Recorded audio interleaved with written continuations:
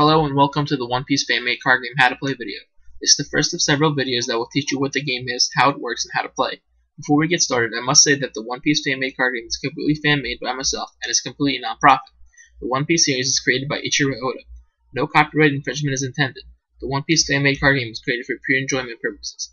This game is not being manufactured physically in any way and is completely non-profit. I'm your host, MJM, and the creator of the One Piece fan-made card game. Let's get started.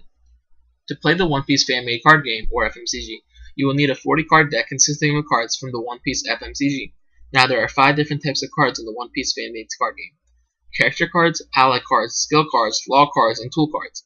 On top of these 5 card types, they all belong to one of 7 colors: red, green, blue, yellow, purple, and black. Let's go further into the card types.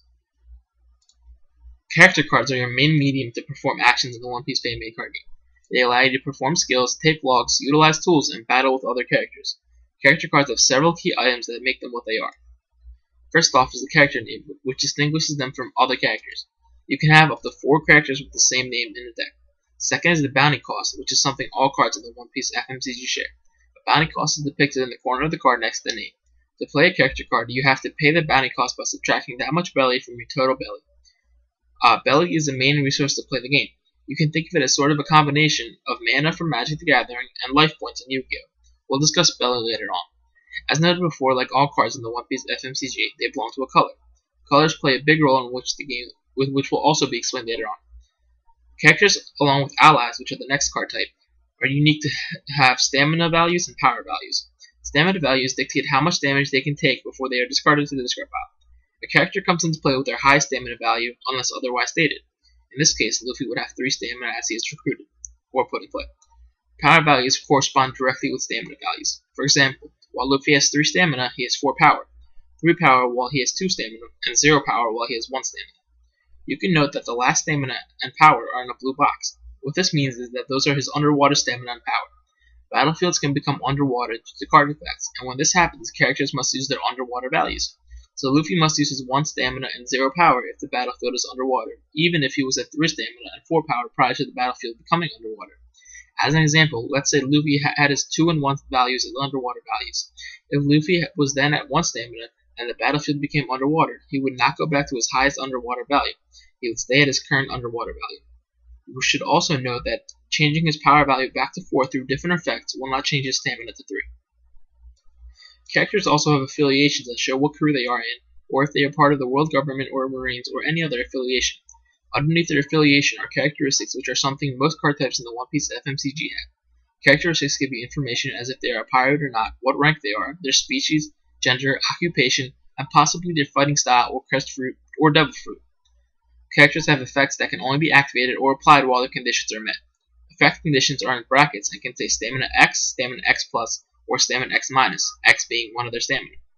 Stamina X means their effects are only active while they have that stamina. Stamina X+ means their effects are only active as long as they have that stamina or more. Stamina X- means their effects are only active while they have that stamina or less. They can also say put in play, which means the effect is only activated when they are put in play. Effect conditions should not be confused with effects such as transformation, which are also found in brackets. Instead of giving a condition for the effect, they actually represent an effect which can be found on the card or in the rulebook. These effects are always active and cannot be negated unless specifically stated.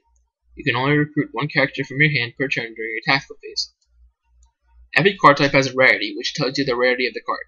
There are 3 rarities in the One Piece FMCG: Gold Rare, Silver Rare, and Common. Gold Rare being the highest, while Common is the lowest.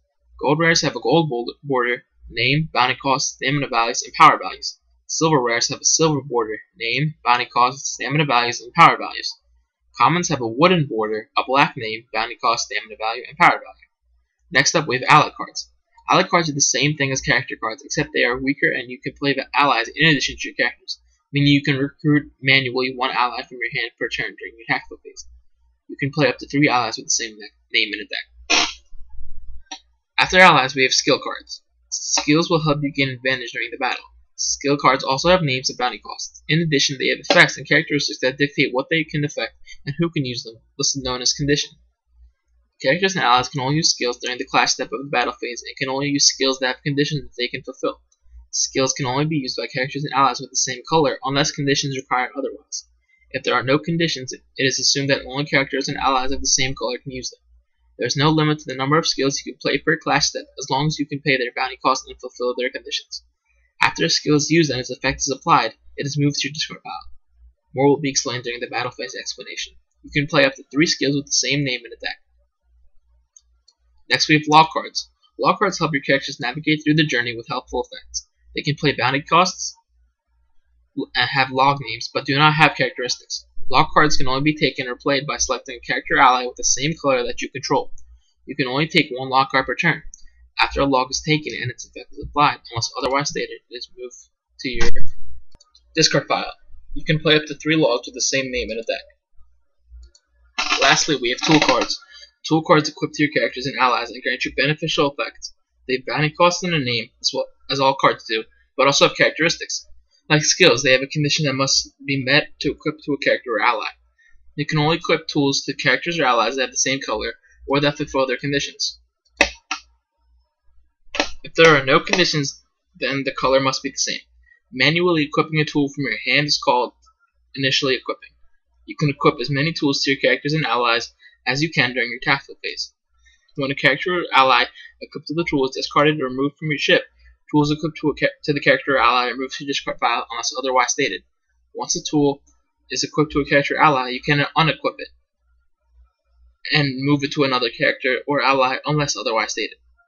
Characters and allies can only be equipped with as many tools as you desire, but cannot be equipped with more than 1 tool with the same name unless otherwise stated.